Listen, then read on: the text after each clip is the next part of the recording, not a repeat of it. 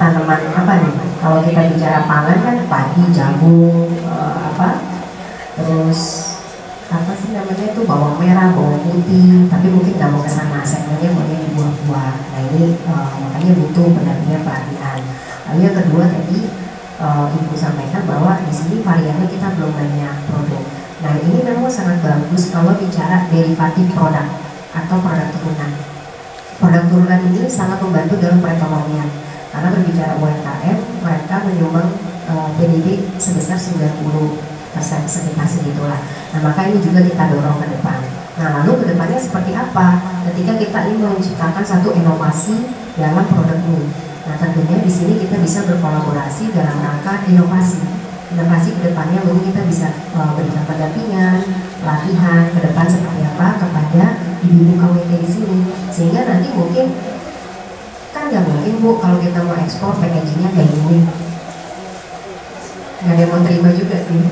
Kalau mungkin di kampung-kampung kayak kita ya pasti makan. Tapi kalau bicara kita mau ekspor misalnya ke China, ke Jepang misalnya, pasti harus yang proper dalam arti bungkusnya, komposisinya, lalu izin-izinnya itu bisa kita pikirkan. Dan ini dibutuhkan apa? Pelatihan, pendampingan. Nah di sini sepertinya di sini yang masih kurang itu ya Pak ya. Jadi mungkin ke depan kita bisa buat satu kelas untuk bisa memberikan pendampingan. Nah untuk informasi sendiri, kalau perbuatan yang HKTI kita sudah melakukan pendampingan itu di sekitar 850 UMKM seluruh Indonesia. Dan beberapa produknya kita sudah bantu ekspor ke Switzerland, ke Mesir, ke China. Memang baru beberapa produk ya Pak Bu, karena memang kita mau fokus dulu. Kalau kita pegang semua kan kita nggak akan fokus. Nah sama kita juga selalu mendorong kepada daerah-daerah untuk fokus beberapa komoditas saja. Kalau misalnya kita terlalu banyak yang kita pikirkan, kita tidak fokus, maka outputnya nggak ada. Nah ini juga yang kita dorong. Kalau memang KWT di sini mau mengembangkan Bexapote dengan segala variannya, disitulah yang harus kita perbaiki, kita tingkatkan, kita fokuskan begitu. Nah ke depan mungkin melalui Bu Susi, karena Bu Susi ini ketua DPD Bu, saya di pusat, saya ngurusin 34 provinsi, saya jalan-jalan, jadi nanti bisa berkomunikasi dan berkolaborasi.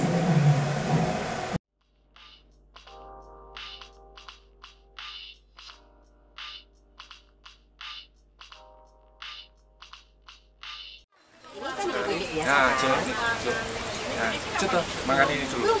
Dimakan nanti terus ditahan dulu. Bijinya nanti dibuang ya. Bijinya dibuang, ditahan dulu, nanti ditahan. Berapa detik? Terus nanti makan lagi. Buang. Iya, bijinya buang aja. Makan. Iya, coba itu makan. Jadi enak. Jadi bercampur. Iya. Ya. Jadi nggak terlalu masam. Jadi nggak terlalu asam. Iya. Ini yaitu. Ini yaki, mangga yang di Jepang 50 juta tuh. Ini yaki. Di Jepang 1 kilo. Dapatnya dari mana Pak? Nah, beli Bu. Ini beli di kadang online juga. Ini yaitu. Kalau ini apa Pak? Itu buni. Buni. Udah susah loh nyari.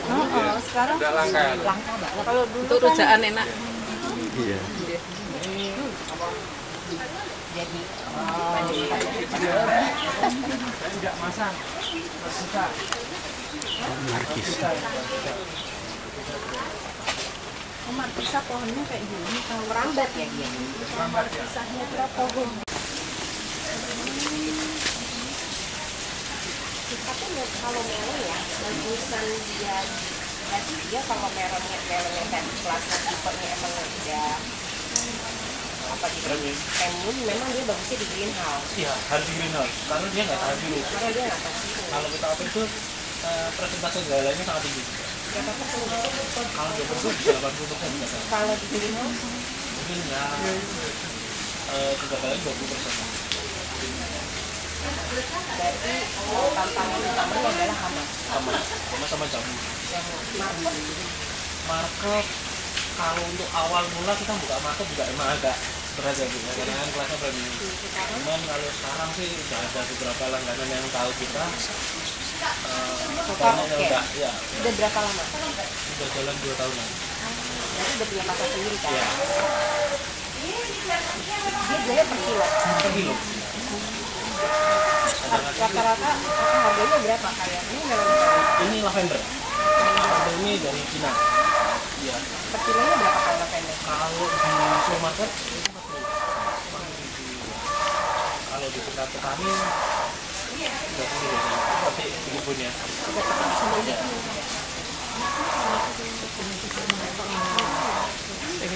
Benihnya rata-rata dari mana? Kalau ada dari Belanda, ada yang dari Cina, ada yang lokal juga. Ya ini lokal. Lokal mana? Ini lokal. Ini lokal cuman lokal yang istilahnya mereka punya kualitas bagus. Biasanya dia kawinan atau apa ya? Kawinan ini dia nggak ada netnya, putih mulus bulan. Iya gitu. makanya Ya, baru lihat loh saya ini. Udah ada yang itu belum matang.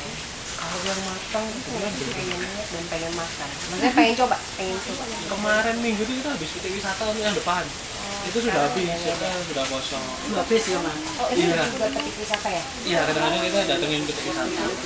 Ini berapa besar nih berimbang? Ini 600. Total beli Tanamannya 1.600. Satu tanaman 1,5 kilo. Jadi kalau panennya kita satu kebun ini sekitar 2 ton. Sistematis lah ya. 600 ini 2 ton. Satu ini dia bisa berapa buah? satu buah. Kita maksimalkan satu buah ya, biar Supaya pengisiannya maksimal dan kualitas buahnya juga bagus ya. manis. Iya. Terus untuk keluar dari kebun kita juga ada tes kemanisan juga. Karena untuk masuk ke supermarket kita diminta untuk tingkat kemanisan.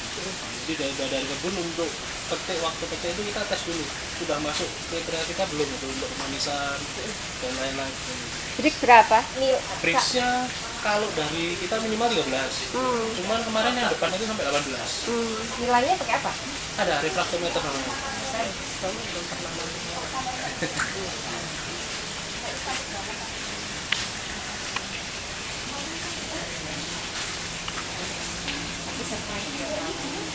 Insya Allah, alhamdulillah sukses. Cuman ini cuacanya juga agak ekstrim ya. Akhir-akhir ini hujan terus. Jadi ini pembesaran buah juga kurang maksimal. Itu sekarang mendung kan. Mendung itu kalau di melon berasa untuk pengisian buahnya dia agak lama. Biaya bikin krim. Ya, investnya.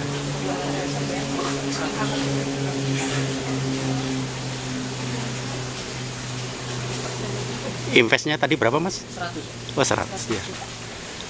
Bangunan sama Pokoknya sama instalasi. instalasi ya. Masih instalasi. Karena ini kan masih sederhana ya Pak ya. Instalasinya juga sederhana.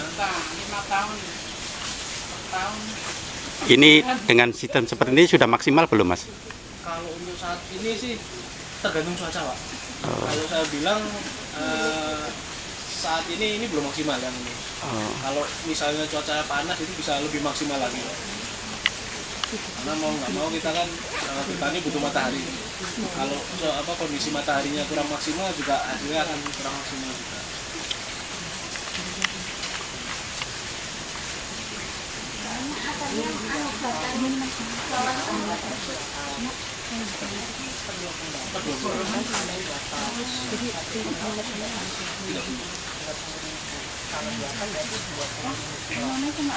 Iya, Ya?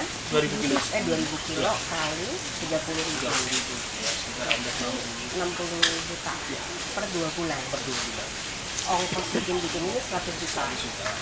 Tapi kan masih ada biaya Berarti kan masih ada biaya operasional. Iya. operasional, Terus inilah ya kos-kos. depresiasi, Ya, depresiasi. ada Ikutin inflasi lah ya. ya inflasi. Ya. Berarti nggak ada 1 tahun udah BEP ya Mas? Kalau bisa kita kejar maksimal terus bisa BEP 1 tahun. Cuman kalau kita ngobrol kadang-kadang kita kan juga nanti kita ngomong 1 tahun BEP kan ada kendala-kendala yang lain. Jadi biasanya kita ngomong ke 2 tahun. Betul, betul. Saya tuh tanam kelapa pandan wangi ya. Iya. Kebun saya tuh 77 hektar. saya tanam ada 3080 batang. Ini udah tahun kelima saya belum BEP, dan itu udah miliaran Mbak. Iya, iya. Jadi emang kalau bisnis pertanian itu unpredictable banget. Tadi kan cuaca nggak panas, ya kurang bagus. Pupuk kita salah sedikit, hasilnya nggak bagus. Sementara pasar mintanya selalu yang premium. Itu yang agak ini ya, challenging ya. Kita ada standarisasi juga. Iya. Soalnya kalau kita jual ke pasar biasa harganya rendah banget. Baik kalau yang jenis impor itu. Iya, benar. Terima kasih sebelumnya. Ini saya sangat apresiasi dari DPP Perempuan Tani HKTI. Saya sebagai Ketua Umum sangat mengapresiasi program yang telah dijalankan oleh Perempuan Tani HKTI Yogyakarta. Dan bisa dilihat pada hari ini Perempuan Tani Yogyakarta mendedikasikan programnya untuk negeri, yaitu salah satunya adalah menanam cabai bersama-sama seluruh pengurus Perempuan Tani Yogyakarta yang berada saat ini di lahan sekitar 3.000 meter persegi dengan jumlah bibit cabai sekitar 2.400 bibit. Dan saya rasa kegiatan ini sangat bermanfaat untuk kita semua, karena kita tahu cabai adalah salah satu komponen pangan primer di Indonesia yang memang jumlah peminatnya ini sangat banyak. Kita tahu cabai adalah komponen pangan yang memang banyak diminati, terutama ibu-ibu ya. Jadi memang komponen pangan cabai ini termasuk komponen pangan yang volatile, yang mana ketika supply ini tidak mencukupi, maka ia akan menyumbang kepada inflasi. Dan ini kita perlu apresiasi karena Perempuan Tani HKTI untuk itu sangat memikirkan bagaimana komponen pangan yang menyumbang volatile food ini bisa kita turunkan ya, karena kita tahu kemarin semenjak tahun baru lalu juga Natal memang harga cabai cukup tinggi ya. Namun sekarang dengan gerakan ini kita semua bersama-sama berharap bahwa Perempuan Tani HKTI juga hadir dalam membantu pemerintah dalam rangka menurunkan inflasi yang memang keterkaitan dengan volatile food. Baik Ibu, untuk kenapa kok dipilih cabai Bu? Ya seperti yang saya sampaikan, jadi kalau berbicara pangan itu ada 9 pangan primer, salah satunya adalah cabai. Cabai memang termasuk pangan primer yang memang disukai oleh masyarakat Indonesia, terutama kita tahu para ibu-ibu ini senang ya mengkonsumsi cabai. Untuk itu memang cabai ini termasuk dalam pangan yang menyumbang volatile food. Untuk itu memang ini adalah gerakan kita bersama untuk membantu bersama-sama bagaimana kita memikirkan bahwa pangan yang volatile food ini kita bisa turunkan inflasinya dengan cara menanam bersama atau menanam serentak cabai. Kegiatan ini diikuti berapa orang? Ini diikuti oleh seluruh pengurus dari Perempuan Tani Sleman ya, sekitar 35 orang. Dan ini diprakarsai oleh Ibu Ketua, Ibu Susi, DPD Perempuan Tani HKTI Yogyakarta. Untuk harapan kedepannya dari program ini seperti apa? Harapan kami sebetulnya kalau berbicara tentang program penanaman serentak ini sudah kami lakukan, bahkan sudah pernah kami lakukan sebelumnya penanaman cabai itu di seluruh Indonesia di tahun 2019 karena memang cabai pada saat itu menyumbang inflasi begitu besar.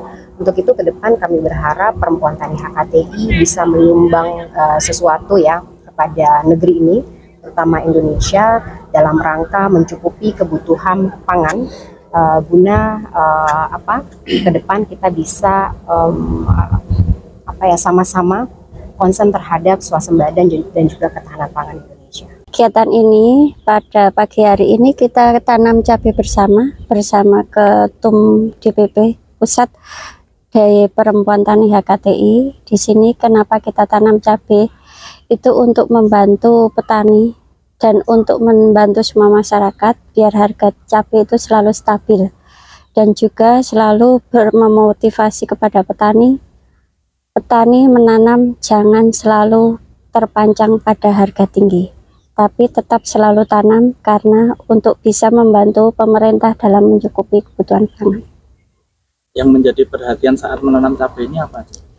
Yang menjadi perhatian itu jadi di kala setiap musim itu kita menginginkan semua petani itu tetap bergerak dalam bidang pertanian, baik itu pangan pokok maupun kebutuhan pangan pendamping lainnya. Jadi untuk semua itu insya Allah nanti semua harga akan bisa tertata dan tetap akan stabil.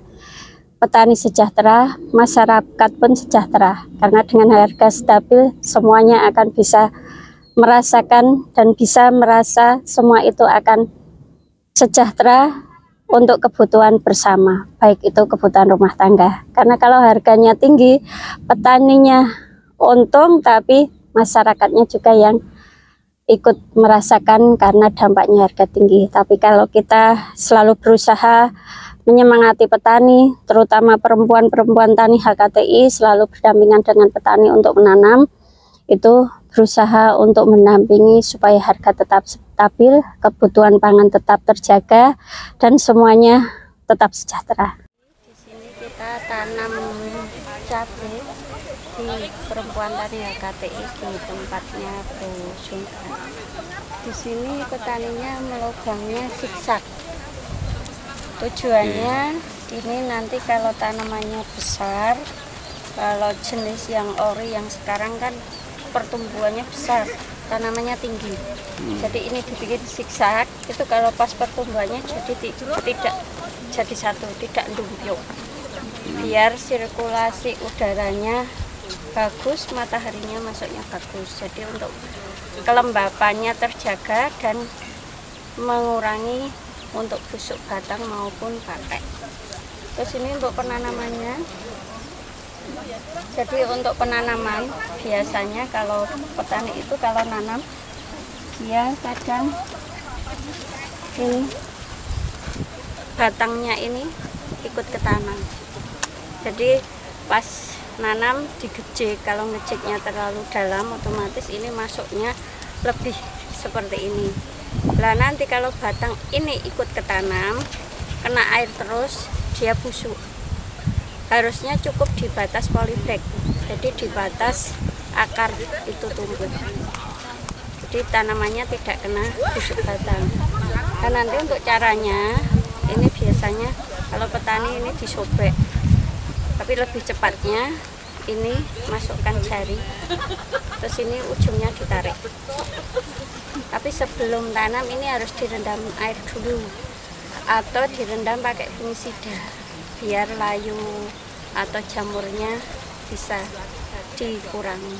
Nih, langsung dimasukkan, ditimbun tanahnya setinggi polybag. Jangan sampai batang ini ikut ketimbun, nanti dia tidak busuk.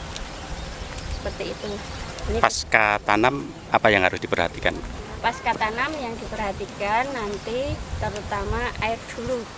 3 hari berturut-turut harus disiram, tapi kalau malam hujannya besar 2 hari nggak apa-apa. Tapi kan biarpun hujan, kadang air itu tidak masuk di lubang polybag. Jadi kalau tanam kan tanaman itu melalui proses stres dulu. Jadi harus dikasih air biar membantu untuk pertumbuhan itu cepat pulih. Setelah itu baru nanti untuk perawatannya, baik kocoran atau semprotan harus secara rutin. Karena tanaman perlu nutrisi, dan untuk hama dan penyakit itu jangan sampai kena baru diobati, tapi dirawat dulu untuk menanggulangi. Seperti itu. Ya, makasih.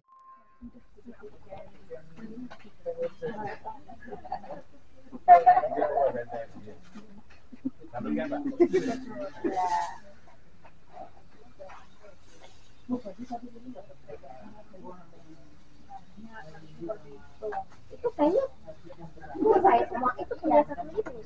Mau lagi?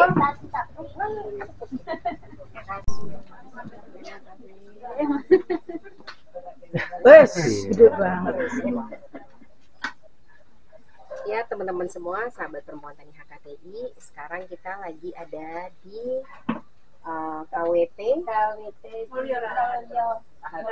Mulyo Raharjo bersama perempuan tani HKTI Yogyakarta, Ibu Susi. Perjalanan kali ini sungguh sangat luar biasa karena kita sudah bisa melihat bahwa Yogyakarta memiliki suatu potensi yang begitu besar.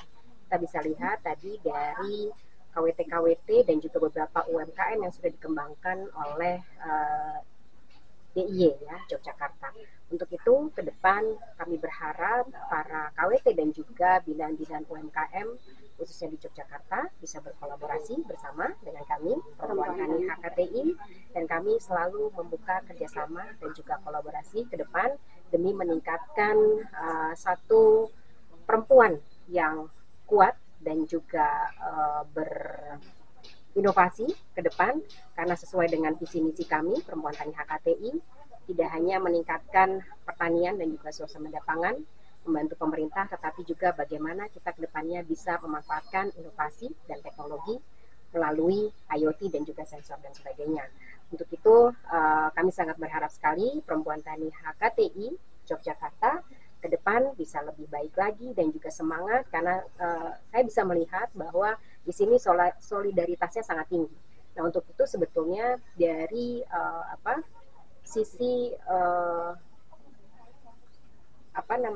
penguatan struktural dari lembaga ini sudah sangat baik. Tentunya ini perlu didukung juga dengan inovasi teknologi dan juga pengembangan dari pelatihan dan juga pemberdayaan perempuan tani HKTI. Untuk itu, mari terus maju bersama Perempuan Tani HKTI. Mungkin konsep pembangunan dari hulu sampai ke hilir itu mungkin bagaimana menyikapi konsep itu dari khususnya di bidang pertanian. Ya, sebenarnya kalau kita berbicara tentang pertanian, tentu konsep dari hulu ke hilir ini seperti rantai setan sebetulnya. Kalau kita bicara tentang petani pasti mereka selalu dihadapi dengan permasalahan-permasalahan teknis dan juga sebenarnya itu klise ya. Kalau kita bisa lihat petani kekurangan pupuk, lalu market, lalu juga saprotan, obat-obatan yang mahal, lalu juga terkait dengan teknis di lapangan. Tapi apakah kita selalu ingin terjun ke dalam permasalahan itu? Tentunya tidak.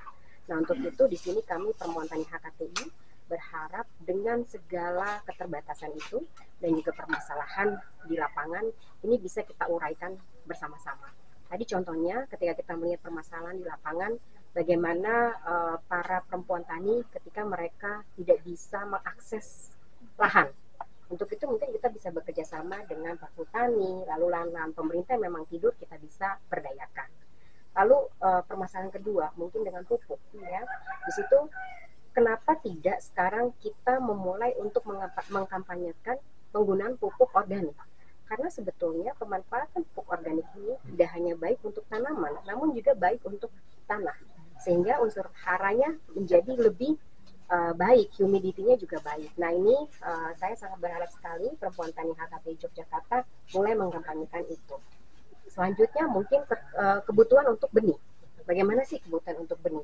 Nah di sini kami insya Allah dari DPP Perempuan Tani HKTI bisa berkolaborasi, karena sebetulnya fungsi dari Perempuan Tani HKTI adalah menjadi bridging. Ya. Bridging adalah bagaimana kami memfungsikan diri penjembatan antara petani dengan market, petani dengan pemerintah, petani dengan inovasi dan teknologi dan stakeholder yang terkait. Nah untuk itu tadi bagaimana caranya kita menyatukan antara hulu dan hilir, disinilah dibutuhkan para perempuan-perempuan tani di Yogyakarta, khususnya bagaimana kita bersama-sama bisa mengurai segala permasalahan itu, karena menurut saya tidak ada permasalahan yang tidak ada solusi.